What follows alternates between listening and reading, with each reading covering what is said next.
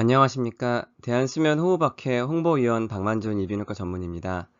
저는 오늘 수면 관련 정보 단잠 비결로서 이제 OSA를 약물로 치료할 수 있을까? OSA 치료에서 이제 아토목세틴, 아록시뷰티닌 요 약물 조합에 대해서 그 배경, 기전, 근거를 말씀드리도록 하겠습니다. 일단 들어가기 앞서서 우리가 임상에서 이제 흔히 이제 마주하는 질문은 펩 치료가 우리가 이제 OSA 치료의 가장 스탠다드 치료로 알려져 있는데 왜 우리가 약물 치료를 해야 되는지, 그런 어떠한 환자들에서 효과가 있을지 그런 것들이 좀 궁금하게 되겠습니다. CPAP은 이제 굉장히 효과적인 치료나 모든 사람에서 우리가 만족스럽게 쓸 수는 없고 퍼스트라인 가이드드 서포티드 트리트먼트인 거는 맞습니다. 다만 CPAP 자체가 굉장히 불편감을 야기하는 환자들이 있고 특히 이제 여러 폐쇄공포증이라든지 아니면 착용 자체가 굉장히 부담스러운 환자들에서는 어디런스 캡, 즉 컴플라이언스가 나는 문제가 있을 수 있기 때문에 펩이라는 거는 매일 잘 착용해야 효과가 있는 것입니다. 그래서 그런 사람들은 펩의 얼터너티브한 옵션으로서 어떤 필, 약물 치료를 통해서 어떤 그 펩과 비슷하거나 그와 만족스러운 효과와 안전성을 보이는 치료가 있다면은 상당히 좀 유용성 있게 우리가 치료에 적용해 볼 수 있던 것이 우리가 이제 약물 치료 개발의 어떠한 중심점이 되겠습니다.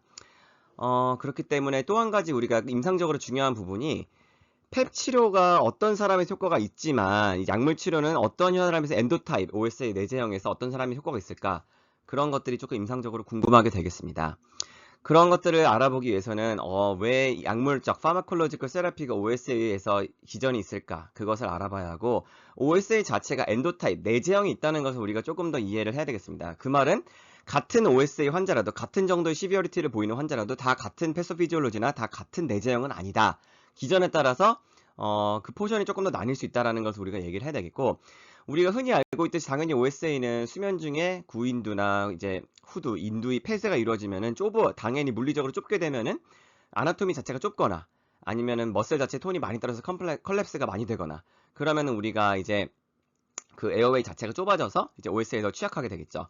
첫 번째로 그 외에도 2, 3, 4를 보면은 다른 기전들이 같이 OSA에 서로 상호작용을 하기 때문에 이 OSA가 발생하는 것을 이해를 해야 됩니다. 두 번째로 머슬 리스폰시브니스인데 우리가 수면 중에는 이제 산소 포화도 저하에 따른 머슬 톤의 유지 자체가 그런 걸 리스폰스하는 능력이 떨어집니다. 그런 것들이 남보다 조금 더 많이 떨어지는 사람들은 그만큼 더 에어웨이 컬랩스가 많이 되게 되면서 OSA에 더 취약하게 되겠죠.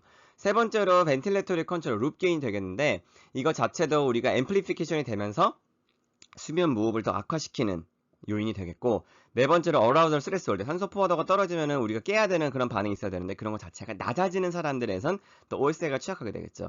즉 1번 아나토미뿐만 아니라 2번, 3번, 4번을 같이 우리가 이해를 해야 되고, 이제 펩 같은 경우는 수술이나 펩 치료 같은 경우는 디렉트하게 에어웨이를 펴주거나 아니면 좁아진 부분을 넓혀주거나 이제 그런 디렉트한 아나토미를 타겟으로 한다는 반면에 약물학적 치료는 이제 2번, 3번, 4번 수면 자체의 어떤 각성, 민감도라든지 아니면은 근육 톤에 대한 유지 민감도 그런 것들을 조절해주는 약물 치료를 통해서 우리가 할 수 있다.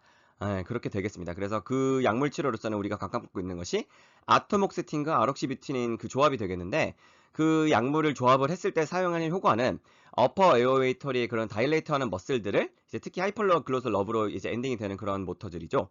그런 것들이 톤 자체를 수면 중에 떨어지지 않도록 조금 더 유지시켜줘서 에어웨이 컬랩스를 이제 어떤 디바이스 없이도 막아준다. 그런 치료 원칙이 되겠습니다. 그래서 이제 OSA 치료, 약물 치료를 함에 있어서 2025년 현 시점에서 어떤 것이 그런 입증이 됐고 어떤 것이 아직 인베스티게이션 상태이냐를 알아보면은 너무나 유명하죠. 우리가 FDA 어프로브드 약물 중에 하나가 이제 그 젯바운드라 그래가지고 우리 국내에는 이제 마운자로라고 흔히 알려져 있는 약제가 되겠습니다. 이것은 주사 약제고 아직까지 먹는 약제는 국내에 런칭되지는 않았습니다. 그래서 비만 치료 자체가 굉장히 각광을 받고 있고 우리가 OSA의 주요 기전 중에 하나가 에이징 다음으로 오비어시티죠. 그래서 같은 나이, 같은 성별이라 하면은 오비어시티가 높은 사람은 확실히 OSA로 인한 그 취약성이라든지 OSA라는 리스크가 더 높아지기 때문에 비만 자체를 치료하면 말 그대로 OSA 자체를 완화하거나 굉장히 극단적인 경우에는 정말 우리가 미니멀 하게 없앨 수 있다 자체까지도 우리가 컨셉을 하고 있는 실정입니다. 그래서 비만 자체를 치료하는 약제인데 당연히 이제 식단 조절과 그리고 운동 수행량 증가, 신체 활동 증가가 같이 병행이 되어야 되겠죠. 그 젯바운드 같은 경우에는 이제 그 굉장히 세타이티 중추, 포만감 중추를 작용하는 약제로서 음식을 먹지 않고 공복 상태에서도 굉장히 우리 위장에서 포만감이 있는 것처럼 이제 속을 부대끼게 하고 소화가 이미 음식이 들어온 것처럼 하기 때문에 음식이 더 들어가지 않게끔 해서 과다 섭취를 막아주는 그런 효과가 있고, 두 번째로 식욕 자체를 억제해주는 효과가 있다고도 알려져 있어서 비만 치료에 상당히 효과적이라고 약제라고 알려져 있습니다. 이제 반면 인베스티게이션 현재 이제 OSA 치료의 입장에서는 이제 아직까지 연구 중인 좀 약제들이 있는데 어퍼 에어웨이 톤 자체를 조금 더 향상시켜주는 약제들이 있고 아까 살짝 얘기 드렸지만 아토목세틴과 아록시비튜닌 컨비네이션 조합으로 썼을 때 그 효과가 입증이 되어 있습니다. 임상시험에서. 그리고 말 그대로 이거는 배드타임, 그 취침 전에 하루에 한 번 그렇게 먹는 경구 약제이고 기전 자체는 어퍼 에어웨이 머슬 리스폰시브니스나 어퍼 에어웨이 머슬 톤을 유지시켜줘서 수면 중에 컬랩스를 막아주는 것 자체가 기전이 되겠습니다.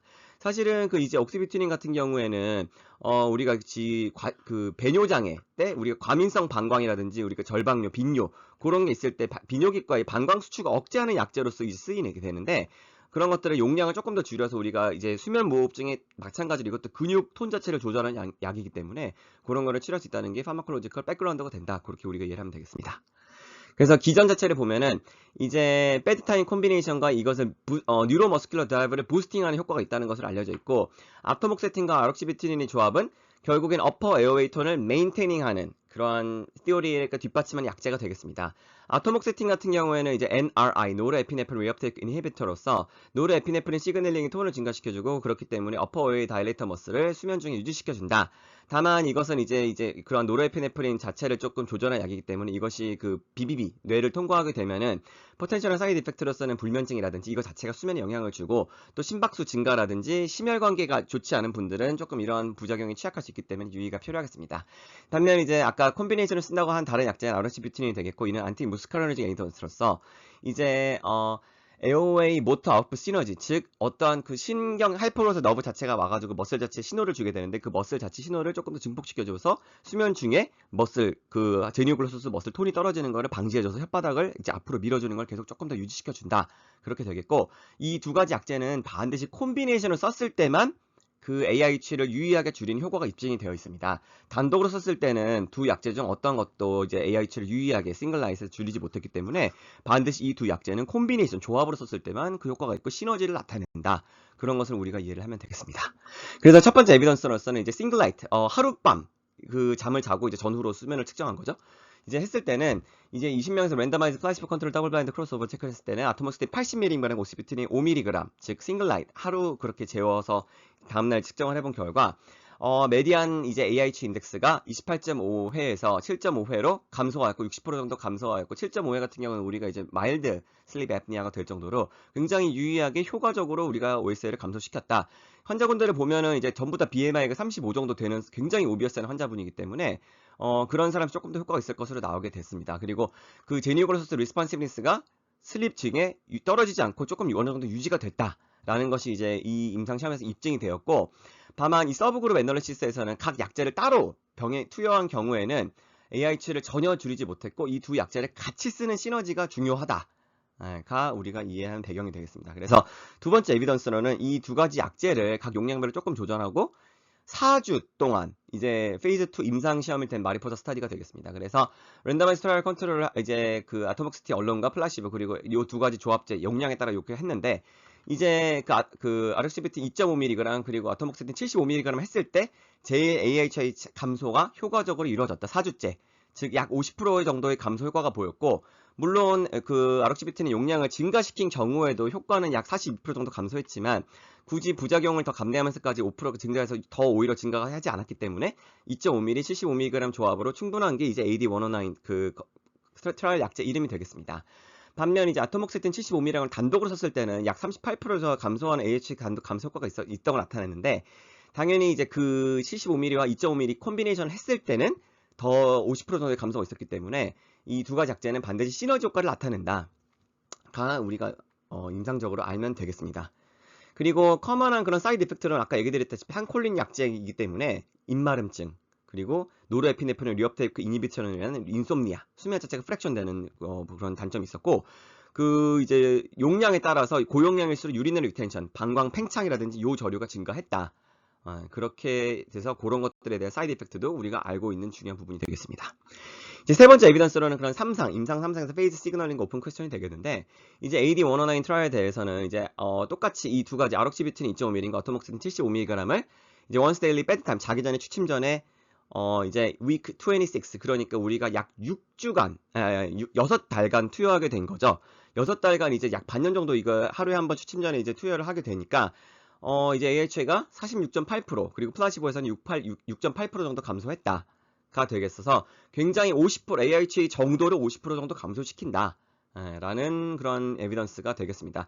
다만 아직까지 이게 6개월이 트라이얼이고 그 이상의 실제 리얼 월드 롱텀 세이프티 같은 경우에는 아직 그 데이터가 없기 때문에 아직은 조금 더 검증과 그러한 트라이얼이 더 필요한 연구가 되겠다. 그렇게 우리가 현 시점에서 이해를 하면 되겠습니다. 그래서 임상 의사로서 어떠한 우리가 인사이트를 얻을 수 있고 어떠한 것이 과연 퀘스천한가 이런 상황에서 그 생각을 해보면은 어떠한 환자들이 약물 치료에 가장 효과가 좋을 것인가, 즉 피노타입과 엔도타이핑 프리딕터를 개발하는 것이 굉장히 우리가 그런 연구가 필요하겠고, 이제 그런 그 전반적인 그런 베니핏 아니면은 펩이랑 오랄 어플라이언스의 심톰, 그 말 그대로 펩으로 인한 장점과 펩으로 인한 단점이 있겠죠. 그리고 약물 치료론과 장점과 단점을 그런 거를 종합적으로 비교했을 때 어떤 것이 정말 효과적인가, 넷 베니핏에 대한 연구가 조금 필요한 실정이고, 아까 말씀드렸다시피 이 약제들에 대해서 부작용이 있죠. 그 심혈관계 부작용이라든지 아니면 이제 안티콜리너직 부작용에 대해서 즉 특수 질환, 심혈관계 질환이 있는 사람들은 그런 사람 취약한 사람 같은 경우에는 어떤 세이프티 마진이 있는지 그것도 상당히 또 중요한 컨시더레이션 팩터가 되겠고,